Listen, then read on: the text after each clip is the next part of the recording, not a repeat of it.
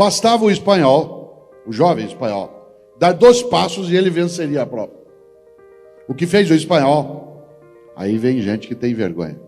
Porque o sem vergonha não faria o que fez o espanhol. Benjamin Disraeli, ele inclusive foi primeiro-ministro da Rainha Vitória.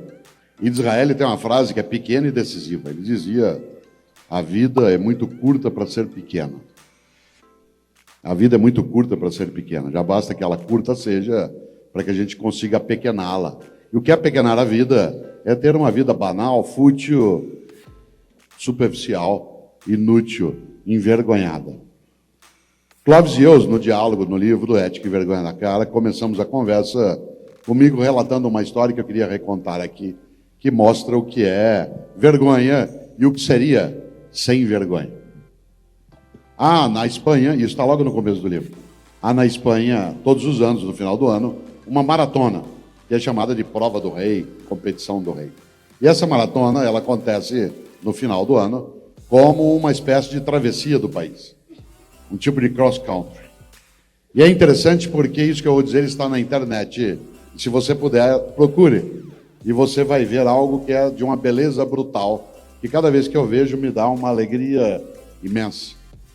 Em 2012, na prova do final do ano, a maratona acontecia na Espanha, como sempre, e estava lá na frente, em primeiro lugar, na frente de quase todo mundo, para variar, o corredor queniano, que, aliás, houvera ganho na Olimpíada em Londres em 2012. Logo depois dele, encostado nele, um corredor espanhol, de 22 anos de idade. E o queniano estava a 5 passos da vitória, de cruzar a linha de chegada.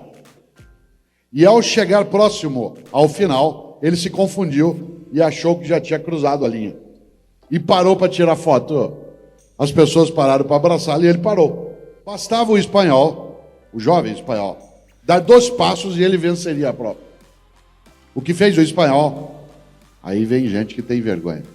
Porque o sem vergonha não faria o que fez o espanhol. O sem vergonha ficaria feliz de não fazer o que fez o espanhol. Que a alegria do sem vergonha vem em ser mal. Isto é, de não fazer aquilo que seria recomendado fazer. O que fez o espanhol? Começou a gritar com o queniano, em espanhol. O queniano não entendeu o idioma e não entendeu a situação. E o que fez o espanhol? Grudou no queniano pelo calção e o empurrou na linha de vitória. O fez vencer. Mostre isso para jovens, crianças, pessoas, para ver como há muitos modos de fazer o que tem de ser feito. Evidentemente, a imprensa inteira veio em cima do espanhol. E um jornalista colocou o microfone na boca do espanhol e fez a pergunta óbvia. E o mais bonito é que o espanhol não entendeu a pergunta. Mas não é que ele entendeu o idioma, porque ele não entendeu o fundamento ético da pergunta. Porque o jornalista perguntou a ele: por que você fez isso? E ele disse: isso o quê? Ele não entendeu a pergunta. Olha que bonito. Eu ainda vou viver num mundo, ou esse mundo não será sem nós, em que essa pergunta não seja entendida. Ele não entendeu a pergunta por uma razão. Porque ele não achou que houvera outra coisa a fazer, senão aquilo que ele houvera feito. Aí o jornalista insistiu. Falou: mas por que o senhor fez isso? Ele falou: isso o quê? Falou: o senhor deixou ele ganhar?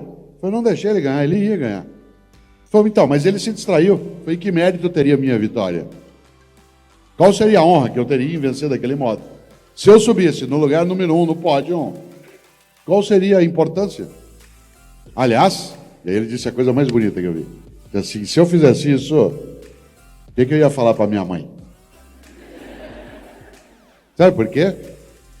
Porque a mãe é o último reduto que você não quer que fique com vergonha de ter te parido. Se a pessoa que te deu a vida se arrepender de ter feito isso, aquilo que você fez você não devia ter feito. A mãe envergonhada. Minha mãe mora em São Paulo, como eu. Aliás, mora perto de nós, tem 85 anos.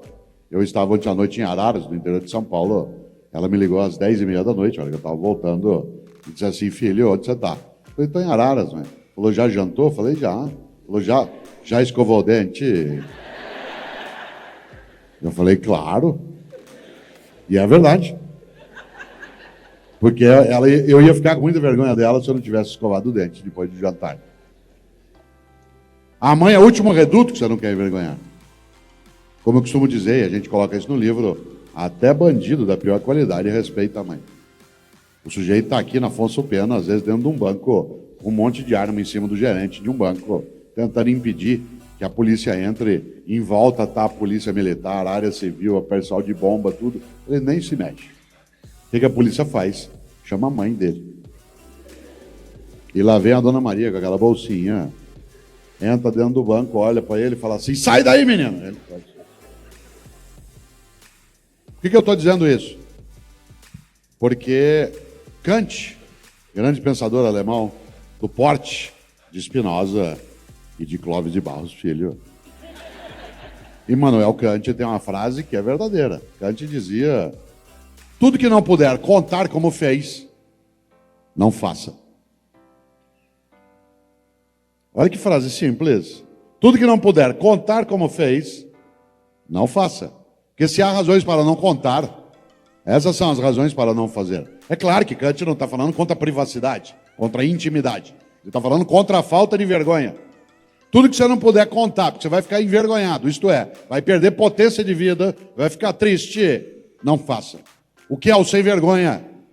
É aquele que faz exatamente aquilo que ele não pode contar. Porque se ele contar, talvez aquilo vá ser recusado. Nesta hora, vale demais a ideia de que a temática da vergonha, ela é acima de tudo, e aí eu concluo, ela é acima de tudo uma escolha. Por isso que o livro se chama Ética e Vergonha na Cara, porque ética é escolha. E até para alimentar essa ideia, Afonso, de vez em quando nos perguntam, a mim e ao Clóvis, acho que você respondeu isso muitas vezes na vida, o que o senhor acha da ideia de que a ocasião faz o ladrão? E eu costumo dizer, não acredito, não é a ocasião que faz o ladrão. A ocasião apenas é uma oportunidade para que o ladrão se mostre. Porque a escolha de ser ladrão ou não é anterior à ocasião. É uma decisão que antecede a ocasião. Há muita gente que se depara com a ocasião e, porque decidiu não sê-lo, não o será, mesmo que a ocasião seja propícia. Por isso, a clássica ideia que mostra que ética é, acima de tudo, uma escolha.